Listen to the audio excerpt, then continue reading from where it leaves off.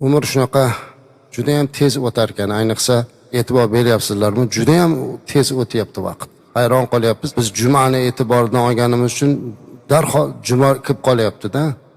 Yana juma keldi. Shundan bilyapmizki, umr juda ham tez o'tyapti. Yoki bo'lmasa biz haligacha umrimizni g'animat bila olmayapmizmi? Ishlarimizni rejasini qila olmayapmizmi? Hech narsaga ulgurmayapmiz nimagadir. Shuning uchun Allohdan so'rash kerak ekan, Allohim umrimni ham barakotli qilgin, vaqtlarimizni ham barakotli qilgin, unumli qilgin deb so'rash kerak. Va umrni tez o'tib borayotganini ko'rar ekanmiz. Bu dunyoda g'animat bo'lgan ba'zi narsalarimiz borki, bunga yaxshi e'tibor qilib olishimiz kerak. Birinchi navbatda ibodatimizga e'tibor qilishligimiz kerak. Ko'proq ibodat qilib olishligimiz, oxirat uchun zaxiramizni to'plab olishimiz kerak azizlar. Hammamiz dunyo tashvishidamiz, hammamiz tirikchilik tashvishidamiz. Lekin unutmasligimiz kerakki, insonni 3 ta do'sti bo'ladi. Bir do'sti joni chiqquncha do'st bo'lib turadi. Ikkinchi do'sti qabrga borguncha do'st bo'lib turadi. Uchinchi do'sti qiyomatgacha qabrda unga do'stlik qiladi deb aytadilar. Joni chiqquncha bo'ladigan do'sti bu uning boyliklari ekan. To'plagan boyligimiz bu faqat jonimiz chiqquncha bizniki azizlar. Jon chiqqandan keyin u merosxo'rlarga, bizniki emas. Hech qanaqa haqqimiz qolmaydi. Merosxo'rga o'tadi, shariat bo'yicha taqsim bo'ladi. Shuncha harakat qilganlarimiz, to'plaganlarimiz, imorat va qasrlarimiz, oltin kumushlarimiz hammasi birgina jon chiqqanda tugaydi. Ikkinchisi qabrgacha boradigan do'st, bu uning farzandlari, yaqinlari azizlar. Eng joni kuygani qabrgacha boradi-da. Qabrda birga qolmaydi. Bir paytlar shularni deb ibodatdan kechib, bori bitimizni berib, namoz payti kirib qolsa ham oldin buni qilib olay deb bolalarni tirikchiligi bilan ovora bo'lib, savob amallarimizni ham ba'zan yo'qotib, ularni boqaman deb ba'zida luqmaga ham e'tibor bermay ming mushkullar bilan qilingan bo'lsa ham qabrgacha boradi. Qolmaydi qabrda.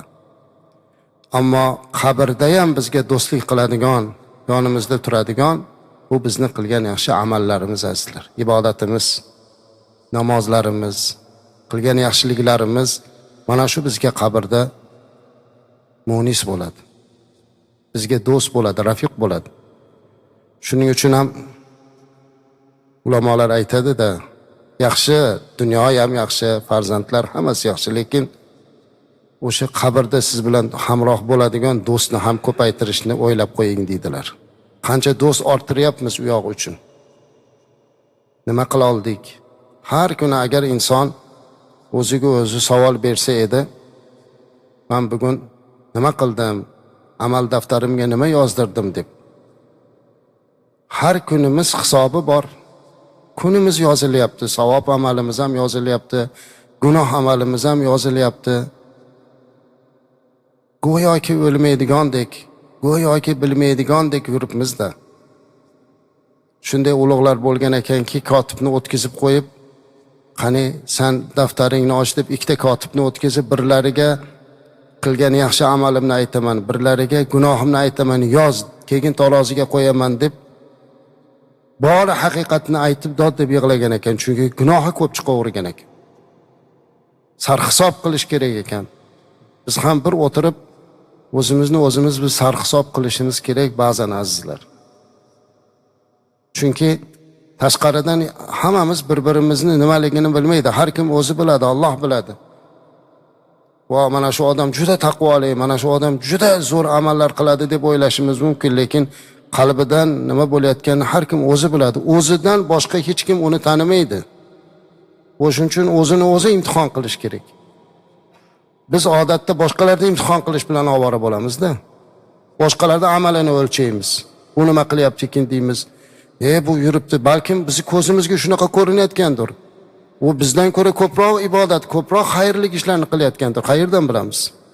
U bilan ovora bo'lgandan ko'ra o'zimiz bilan ovora bo'lishimiz kerak azizlar. Nima qilyapmiz? Qancha amalimiz bor? Zarracha bo'lgan yaxshilik ham, zarracha bo'lgan yomonlik ham yoziladi oyatga muvofiq. Zarra. Holbuki nima uchun endi zarra ham aytilyapti desa, qiyomatda taroziga qo'yganda shu zarra ham kerak bo'ladi-da. Qaysi tomoni og'ir kelishiga. Bu zarra juda ham kichkina ko'rinmaydigan narsa bu. Ana o'sha ham tarozimizni yo savob tomonini yo gunoh tomonini og'ir qilishga sababchi bo'ladi.